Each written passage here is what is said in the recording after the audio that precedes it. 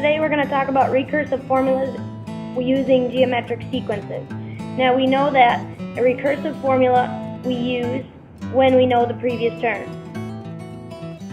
It's important that you understand that we won't use these as much because of the fact that we have to know the previous term. Okay? We have to know the previous term, so if I want to find term 16, I got to know all the way up to 15 in order to use it. It's not the most common, but we do have to know it. So, remember we're going to use the format a sub n equals a sub n minus 1 times r, because our common ratio we're multiplying. Alright?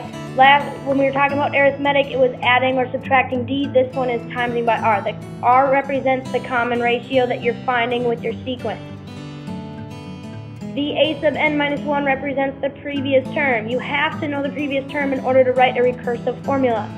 The a sub n represents the nth term or the term you're finding. Okay? Or the term you are finding. So, let's practice writing recursive formulas. It's not going to take very long because it's not that extensive. So, for example, if I have the formula, or if I have the sequence negative 4, 12, negative 36, 108, negative 324, and so on, okay? First thing I need to do is find my common ratio. So 12 divided by negative 4 equals negative 3. Negative 36 divided by 12 equals negative 3. So my R value is negative 3. A very good clue to tell you that your R value is going to be negative is the fact that it alternates negative, positive, negative, positive. Because a negative times a negative is going to give you a positive, and then a positive times a negative R is going to give you a negative number.